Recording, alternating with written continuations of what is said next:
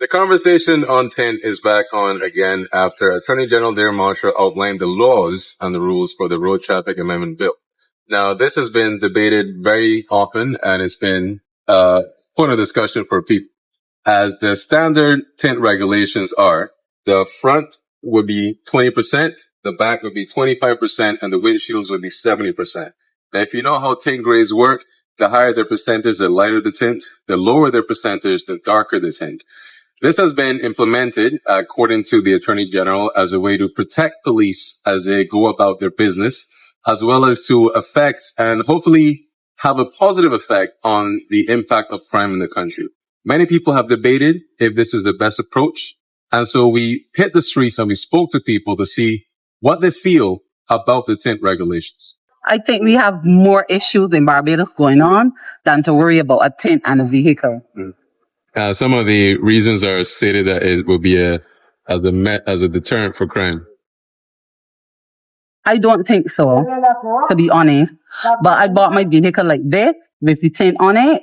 And they have tourists. Some tourists like to come here and be very discreet. And sometimes I deal with those. So you're a taxi operator, and there are some exemptions for people who have like special conditions and so on. Do you feel that those concessions should also be extended to operators like yourself? Yes, I do. Oh, yeah. And what do you think about the fine? $500 if you call with it, $10 for each day that you go without removing it. It's a heavy fine. $500 is a heavy fine just for tint. And outside is so hot, to be honest, that the tint will save me. The God give me data of how much people that will rob or shoot or whatever, the guys use that thing. You understand? If not, it's nonsense. The government just looking for money, revenue, that's all it is. Speaking of, what do you think about the fine? Because it's $500 if you're found with it, $10 for each day that is not removed. Looking for revenue, nonsense. So what happened with breathalyzer? Up to know that they can't come. So we telling me,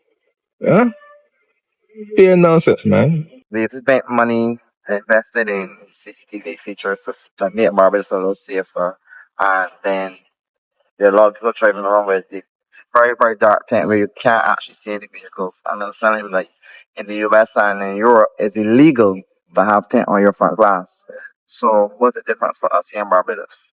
I am prepared to say I think that the start the crime going on, right? But I think it's not, because you could be standing away on the car park alongside, you can't see nobody at all inside, right? You don't know if it's a man driving, if it's a woman driving, whatever. You don't know nothing about that there. So it's best that we do what we got to do and let the government do what they got to do, let the police do what they got to do, right? Government definitely got to make money, huh? Right there, we try to make it too, so, you know what I mean? You can't get vexed with the pipe. You know, understand where I came from? Because that's the way how things go. You know, we can't beat the system. You get where I came from? So we just got to live with it. Some people have felt that other officials and PMs should also abide by that law. Do you agree with that? To be honest with you, I have no comments about that. I'm quite honest with you. I have no comments about that. Whatever they do, they do. You know, everybody entitled to their opinion, you know?